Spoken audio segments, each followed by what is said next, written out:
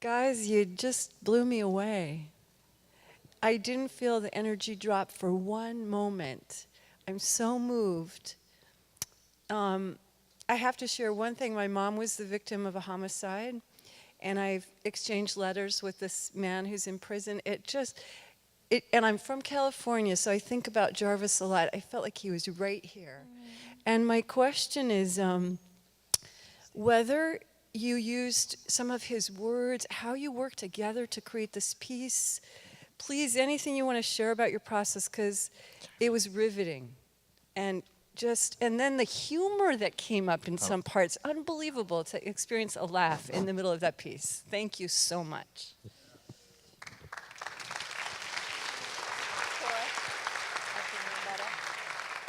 Hello, hello. Okay, there we go. Um, Hi, I'm Ricky. How you guys doing? Thank you for being here tonight. And to answer your question, the process in making this piece had a lot of elements in it. We started out by reading both of Jarvis's books, That Bird Has My Wings and Finding Freedom. And We're selling his books. His publisher has donated his books to support the development of this work. So on the merch table outside, we're also selling That Bird Has My Wings. Finding Freedom is lost somewhere in the mail between California and here, but we're selling That Bird Has My Wings. Story. amazing books, by the way. Absolutely amazing books. He's a wonderful writer. And to answer your question directly, yes, we did use exact depictions from some of the books. We took some of his life stories and we kind of morphed it into what would fit with the piece. And through our own life experiences with with incarceration and having family members or friends or just any type of relation with anyone in the penal system, we took that and created with Jarvis's piece, and we created what you guys has just seen tonight. And the process was a very heavy process for most of us, not only because we have experience with people incarcerated, our family members, but at the same time just being able to answer that phone when Jarvis called and being able to perform some of the pieces that we did tonight on the phone for him, and just to get his feedback, just to hear his voice, just to know that he was part of the process, and just to know that we were the voice for someone that didn't have a voice at the moment, and we could just tell his story was phenomenal on its own. And then just as the cast members came together and we started devising this piece, things just pop up, which is a really funny process. It's like you come in one day and you have nothing, and you leave that day and you have an entire show. And just by having that passion for Jarvis and his story alone drives us to make this piece as great as we can make it, because you can make theater any day of the week, and you can make it about whatever you want. But when it's something that matters, that's when the theater reaches the audience. That's when the theater is able to send a message, and then the people that have just seen it to go out and spread that message versus, hey, I just saw a show, So that's what I have to say about the creative process, speaking for myself, is that just being able to speak with him, being able to read his books, it helped me personally playing Jarvis to be able to, his personality comes through in his books. And he's just an amazing person. Like, if you guys want to know who Jarvis is, definitely search him up, but definitely read his books. It has the fiber of his being in those pages, definitely does. And one interesting fact is that he did all of that with a pen filler while he was in solitary confinement, every single page. And it's just mind-blowing. That's all I have to say. It's mind-blowing, and you guys should definitely get the book. Thank you guys again for coming out tonight. Thank you. I have one more question, and then we're going to actually have some guests join us from the local community. We're going to try to wrap this all up by 8:30.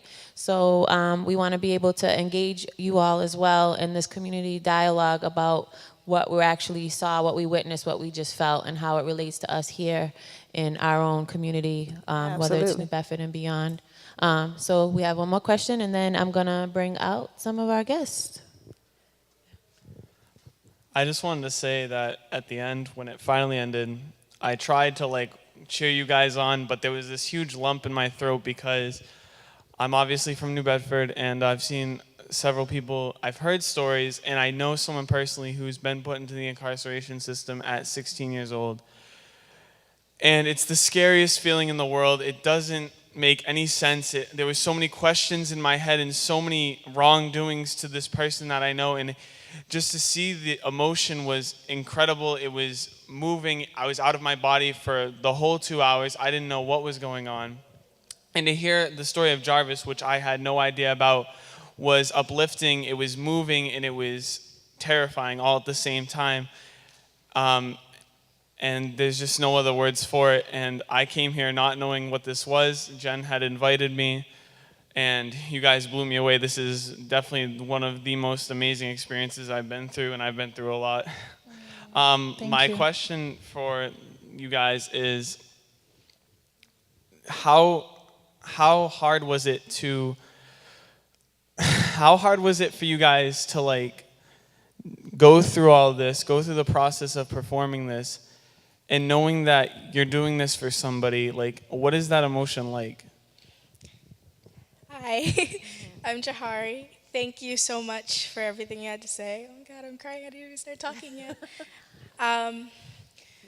To respond to your question, similar to what Ricky said in regards to dealing with the life of a human being, of a man who is currently in California behind the bars of San Quentin, on death row, living, surviving, is unreal. It's so unreal. And I'm going to be completely transparent in saying that it was one of the most difficult things that I've ever done, dealing with this. And I think what gives me the strength to do so, and what gave us all the strength to do so, is that if we think we're having a hard time, we are telling his story, his actual story. This was his life, not ours. And we are privileged and humbled by the fact that we get to give a voice to someone who had their voice stolen and who was held back and taken away the freedom that everyone deserves and everyone should have a right to. So it's a humbling experience, because you think that it's difficult to tell it, and you just you can't fathom how difficult it must have been to live it and to pass the message on, to write books, to mentor, to call us and speak to us and have be in communication with us. We've raised so much money based on this work because of his efforts behind bars. He's made calls, he's given us connections, he has spoken to people that we could never have imagined we'd get to speak to at all. And it is, I think, part of the process in building this work from the beginning was finding the reason to do so. After reading the books, you were like, oh my gosh, this is crazy. He's a survivor, he's an inspiration. But then once we put it together and all of the pieces formed a picture, we realized how valuable and simultaneously invaluable this work was. Like, you can't imagine being in the position that he was, and all you can do is bring it to life in the best way that you can, so that other people are affected by it the way that we were, and that someone in here goes out to support him in whatever way that is. Write him a letter. He would love that, like a lot. Write him a letter, post it on Facebook, post it on Twitter, do whatever it is that you want to do. Talk to someone on the street and say, you know what? Hi. Hi. I can say that to you. He can't, you know? I'm gonna stop talking now because I'm crying, but this has been an incredible experience for me and all of us here, and I just want to thank everyone so much. Thank you. I'll stand here. Thank you. I cannot refuse I did say one more question, but I have to let it go. So go ahead. I'm gonna say that you did a very great job, and that I have my father. He was like in jail like half of my whole life, so you encouraged me to like write letters to him. And I wanted to ask you a question. Is like this whole entire story like 100% true? Did they like I really like beatboxing or something like in jail, like pounding on the I don't know, all that stuff. Is that like Jarvis or something? I mean, he's like a person that like he's innocent and he's in jail. So I didn't like get half the whole story.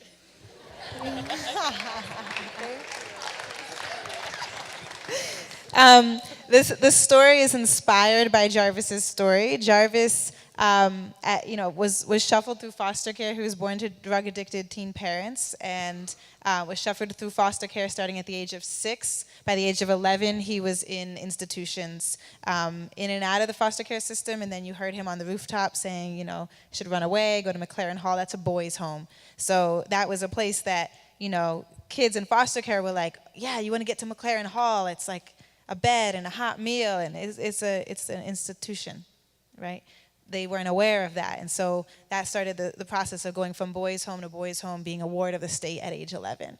And then once he was in that system, he started getting involved with the wrong crowds and getting into trouble. And when he was 18, he ran away and got involved with a gang and was involved in a string of robberies. So he got locked up and charged with 7 years. Within less than 1 year of being locked up, a prison guard was murdered 2 tiers away from where he was. It was ordered by a senior elder of a gang inside. And he was murdered by another young man who was about 22 or 23. Once they caught them and it was clear and there were confessions, they were offered to be given life instead of death if they told them where they got the weapon. Jarvis had just gotten put in. He was oblivious to the crime. He was 2 floors away. There's tons of evidence that shows that. And he was accused of sharpening a piece of metal that was used by this other guy, ordered from another guy, to murder Sergeant Butchfield. So that's the story. So he is innocent of that crime. And the reason he's still alive 33 years later is because there's so much evidence and there's been so many appeals, and there has been recanted testimonies that are proven to be coerced, and there's a lot of support behind him, and we need to keep the support behind him. And in addition to supporting Jarvis, he's not the only story. And so while this is about Jarvis, this is also about so many right here in this room and connected to us, all of us.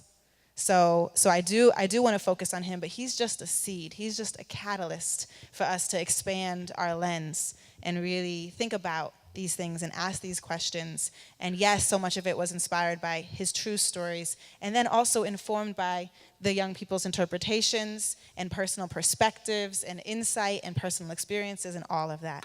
So with that, I'd love us to open up to some of the community members in the room who have been invited here also. So thank you all so much. You. And I'll just say that, holler.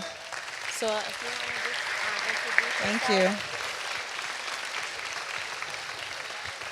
Yeah, why don't you guys take a seat on the stage, and I'll just say that we all made like one at a time in my living room, sweatshop free except for our sweat, handmade t-shirts and hoodies and stuff with Truthworker to support this work. Johari said we raised a lot of money. We raised a lot of money for us, but we raised about maybe 1/19 of what we need to sustain a full free program that gives professional stipends and all this to the kids, blah, blah, blah. So yeah, to support the youth, we have a merch table out there, and we'd love for you to sign our mailing list. We won't spam you, we promise. Yes. One last time for Truth Workers, please. All right. So I've had the privilege, right, of seeing them last year, and they came in this year. And I would just say this to you guys: a bunch of young, amazing folks who are just, really doing your thing. And I know it's crazy to have an emotional connect, because the story is not only about, we said about prison, but even some of us as friends and people that we know. So I wanted to say that as, someone who's here. This is my hometown. Welcome, and thank you guys for showing us the love and the dedication for your work. So I appreciate y'all for that, all right? So give them one more time, please, right? My name is Angel Diaz. I'm a community member here. I'm a youth advocate for about 10 years now in this community. You see me, I'm usually the loud and hype guy. So I was blessed. I was like, yes, I was heard to be on a panel, and I was like, yo, with these guys? Oh, man, the young guy with the OGs who know what they're doing. So I'm gonna pass it on, man. So this is fabulous, and I want to thank you all for this. My name is Paul Langston Daly. I'm the minister at the First Unitarian Church, and I'm also working in this community to establish a restorative justice program in the court system and in our schools.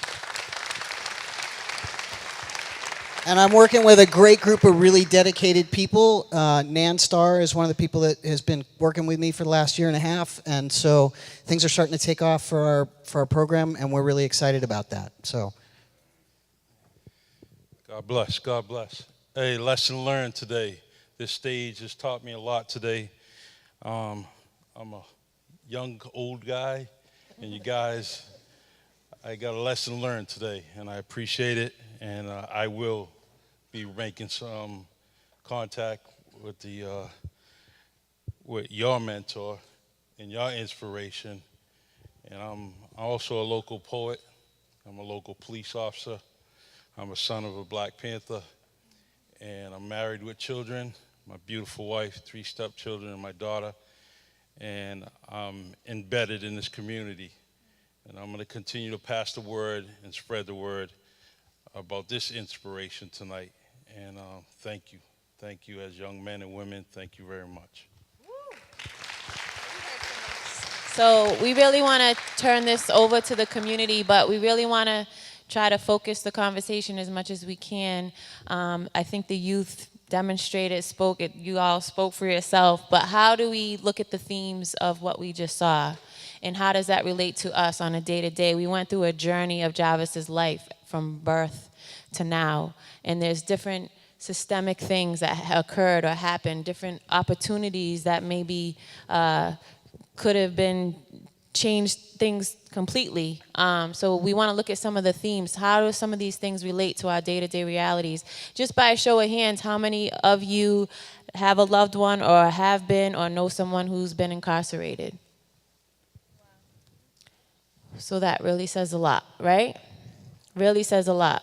And I would just like us to focus on that commonality that we have and why is that. And I think that is pretty powerful. So anybody wants to come up for a question, you can come here. And we're going to try to keep it as brief as possible. And I don't know if anybody wants to share anything. Oh. While we're waiting for this guy to come forward, I just want to say that it was, when I'm hearing Jarvis's story, this is a story that is pretty common. And the piece about it that's important for me as somebody who deeply believes in the power of restorative justice is that we all want to belong, right? Like, that's a human desire to belong, to be part of a community that cares about us and loves us. And part of what happens when we start labeling kids when they're like 8, 9, 10 years old, sometimes even younger, we start labeling them as thugs and hoods and criminals. And so they start to believe that that's who they are. So in order to belong, they go and find communities that will accept them in that way. And part of what restorative justice tries to do is say that we love you just the way you are. And it's not about, these labels. It really is about the fact that you're a human being who has worth and dignity, and we want to support you in this community, and we want to care for you in this larger community. And I think that that's a really important part of what it means to be restored, to back to our humanity, is being accepted for who we are and being welcome in our communities, and knowing that those labels are false. They're a false dichotomy that we set up to try to, I'm not even sure why we do it. I mean, it's not to protect ourselves. Like, I just don't know why. I mean, it's a way of, well, I do know why. It's systemic racism is what it really is. And that's why we do it, right? It's about systemic racism. So it's about belonging, and the important thing is making sure that everybody in our community understands that they belong to the whole community.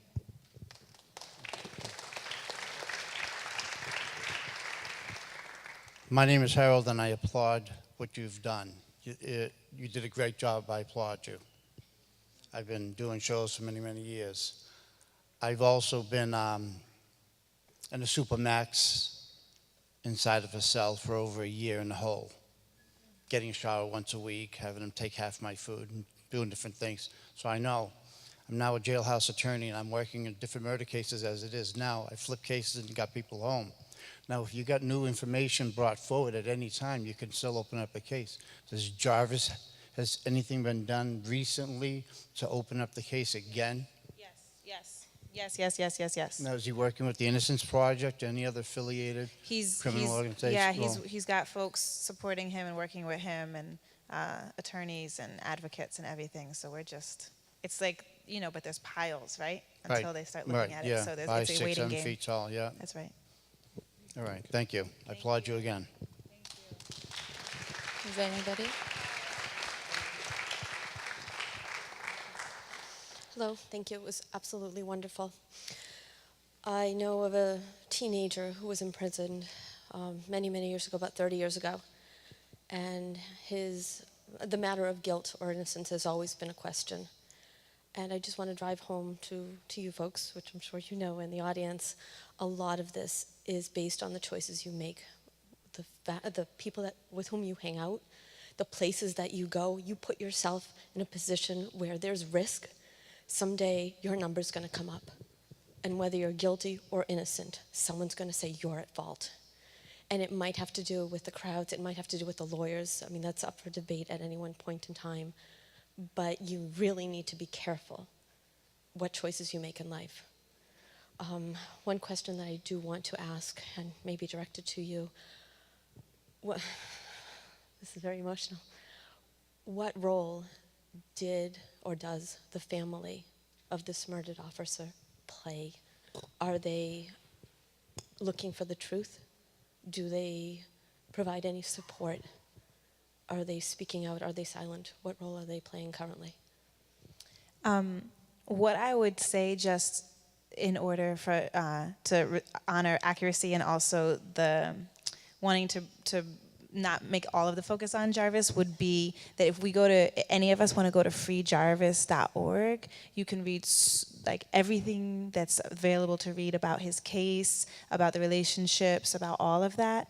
And so there's a lot to say, and I think in terms of answering the specifics of his case, I think the most way that we could honor everyone in the room would be that I direct you guys there, that you grab the book outside, and that we stay in touch, and I help you guys find ways to, if you just Google him, there's a lot of information there that's come forward in terms of those dynamics. But I'd love for us to be able to also take advantage of some of the experts that are in the room too.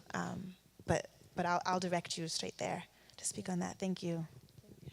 I think Angel had something. I mean, keeping it short, I want to personally just be like, we all can play a part. My man right here, I call him the OG. But I say that when, no matter how big or how small the part you play, just when you see somebody, man, be there. And, I say that because I was a troublemaker. And this guy knows this, you get what I mean? But, really kind of saw the truth in it and was like, hey, listen, Angel, you're kind of a knucklehead. You could do this.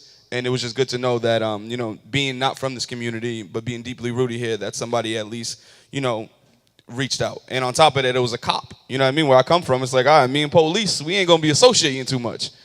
But, I say Charlie Perry, man, is definitely, a mentor. And it's just the little role. He wasn't doing it. He was a school resource officer. You know how many bad kids he had to deal with on a regular basis? But he gave the opportunity. He gave somebody a shot. And he said, hey, listen. So if that's the smallest role that you play, do that. And I say that because I'm from the community. I think I'm a better man now because he was like, hey, listen, get your act together, all right? So play a part, even if it's small, just to, because we said it's about the choices that we make. So even it is just a, hey, listen, you sure you really want to go do that? Make sure that you're that last voice for somebody. Thank you. Did you want to comment too? Okay. First and foremost, that this young man has excelled in his life, and I tried to mentor him just by listening to him. And now he's become a mentor in this community just by following his own self. I mean, he knew where he was, he knew where he was headed, and he changed directions. And the direction is very positive, and I'm very proud of him because when I do see him, I smile before he can even smile at me. And I love this young man. He's doing great, great things. And I just wanted to add, like, I definitely agree and believe in choices and individual liberation and being mindful of where you're at in your position. But I also have to say there, for the number of people to raise their hands, there's a lot more to do with this than personal choice. And I don't want to just keep bouncing back to individuals such as Jarvis, such as Angel, or such as ourselves. I think we really need to look deeper with what's going on here. It's called the prison industrial complex. It is a very profitable business. And I think for us to not focus on that, as much as it is about choice, I've made a lot of choices in my life, and a lot of them got me to where I am, but I feel like we would be doing a huge disservice if we didn't talk about some of that stuff. So I don't know if anybody else has anything they want to add about that, but... Well, I can talk to that. I can speak to that point. I grew up in a there he is. So I grew up in a upper white middle class community in Massachusetts, and I probably did a lot of the stuff that you did. I never got stopped. I never got in trouble. I never went to jail. Nobody ever arrested me. You know, my parents definitely kind of frowned on it if they heard about it. But most often they didn't even hear about it. And maybe I was lucky, and maybe I was white. And maybe it's a combination of those things. So as much as I respect the fact that we really are responsible for our choices, some people have more limited choices than others. And I was fortunate to not have my choices be quite so limited. You know, I was fortunate that I was able to go to a private high school, not a private high school, but a high school that like had books for every kid in the classroom. And I was fortunate to go to a college and to be able to further my education. But I was fortunate, and I know that, and I recognize that. I want to thank you guys because you helped me see a little bit of what I'm going to be dealing with come January, because I've got a kid when I got to get, well, he's not a kid, he's a young adult. He's been in the system for 16 years. The last time I saw him, he was 16 years old. He was one of my foster kids. And the system has run this guy all these years. But the one thing that he always remembered was when he came to my house, I told him there were 4 truths. I said, God loves you, because how did you end up coming to my house if that didn't happen? And I love you, and I believe you're going to do whatever you choose to do and do as successfully as you choose to do it, but you're always going to have a place in my home and my heart. And it's been 16 years, and he's been all over the state of Illinois, but God has always kept us connected. Well, you know, 9 months ago, he said, I'm getting out. Can I come home? And I said, of course you can come home. You know, and I'm hoping and praying that this community will wrap around him. You know, I've also got a son that I adopted when he was 15, who, a lot like Jarvis, he was removed when he was 5 years old. He was adopted. A drunk driver killed his adoptive parents. He went back into the system, was adopted by someone who didn't want really a boy, but felt guilty because of the, you know, he's in for 10 months. He just called me last night to say, I might be able to get out in December. Can I come home? And I said, oh, my life's going to get very interesting when I have these 2. But the bottom line is, you know, I ran a home for teenage boys for 4 years. I've had 18 foster kids. And out of that, you know, only 3 of them ever went in the system. Mike, of the 3, Mike's coming home, you know.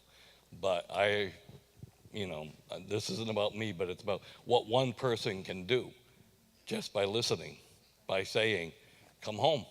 No matter what you've done, the choices you've made. I mean, I've had advocates. I've had to advocate all the time for this guy, because every time he would get to the point where he could get his GD in Illinois, they'd move him to another jail. So I thank you for what you've educated us all on, and, you know, keep working.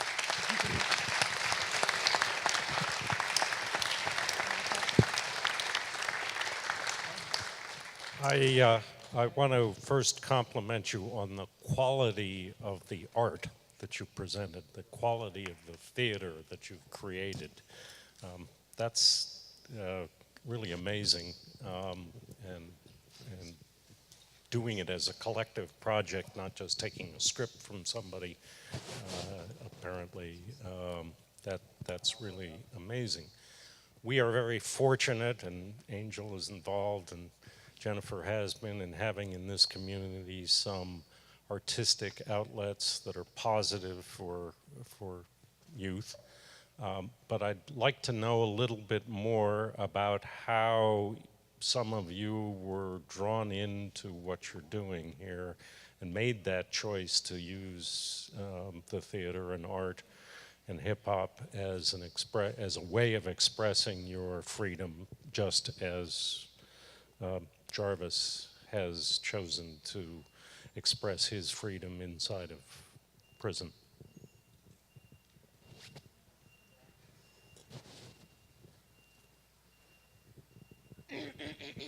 Hi guys. I was like screaming my heart out, right? And I have a bad cold, so this is what it is. I'm sorry. My name is Kayla, right? And I met Samara because she came as a teaching artist to my school, which was really a treat because we never really had anything like that, and it was fantastic. And then over the years, she like brought me in, and that was great.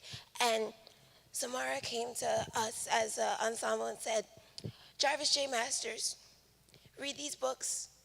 It's important, read the books. And we read the books and we came back, and it actually inspired me to do some things I haven't ever done. I consider myself an only child, but I do have a brother. He is currently in jail, and I wrote him, knowing that Jarvis needed a hand, and that even the smallest letter or memento can change his day and make him feel better and could potentially keep him alive, made me realize that I need to keep my brother alive because I don't know how he's doing. He hasn't seen a face, a hand, or anyone that loves him in some time. So it basically told me, all right, Kayla, get over whatever you're thinking, how you're feeling because he wasn't there, blah, blah, blah. You need to write your brother. And surprisingly, the very first time I wrote him, he didn't write me back. But I didn't care, I wrote him again. And then he wrote me, and he told me the whole story. And it was great.